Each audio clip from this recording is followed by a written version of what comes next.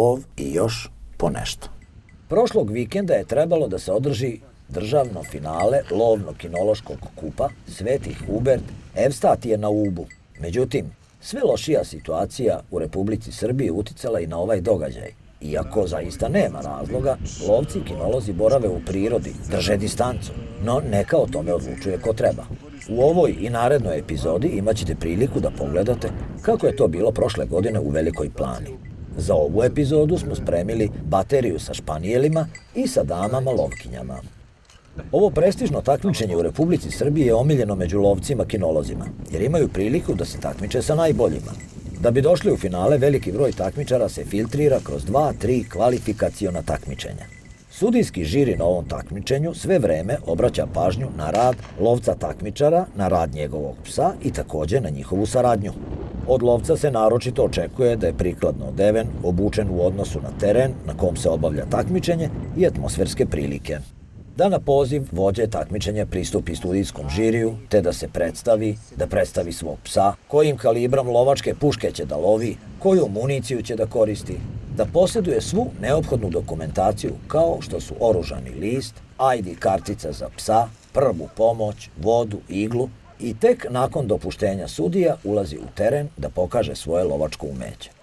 Takmičar je dužan da sa svojim psom potpuno iskoristi dobijeno vreme i pretraži teren što je podrobnije koristeći vetar, kako bi sudijski žiri mogao oceniti ponašanje i spretnost lovca, a takođe i učinak njegovog psa. Poznavajući sve uslove na terenu, lovac treba u saradnji sa psom brzo pronaći divljač, pri poletanju usmeriti je u željenom pravcu i na najbolji način obaviti odstrel i pronaći odstreljenu divljač.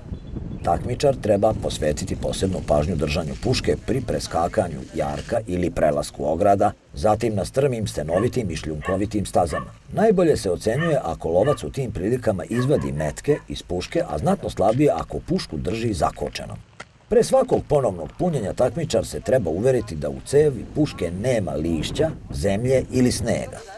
Opreznost u svakom pogledu, a naročito za vreme punjenja ili pražnjenja puške i za vreme pucanja, donosi takmičaru bodove.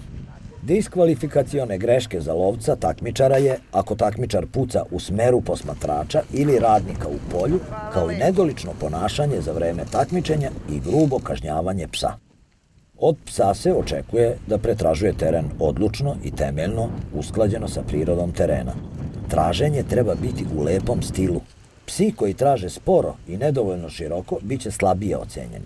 Pas mora pokazati sigurno, čvrsto i stilski lepo stajanje. Kad se pernata divljač izvlači pred psom, on je mora mirno slediti da ga vodič može lako pratiti. Pas koji ne sledi ocenjuje se slabije. Pas mora tražiti neumorno i živahno, istim tempom sve vreme trajanja turnusa. Volja za rad i traženje moraju biti od početka do kraja jednako izražene. Krenut ćemo danas od trećeg mesta. Dame, treće mesto Matović Nataša. Drugo mesto Bojović Jelena. I prvo mesto Pacik Renata.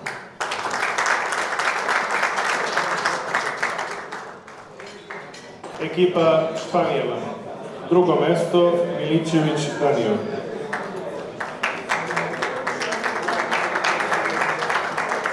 Prvo mesto Marković Saša.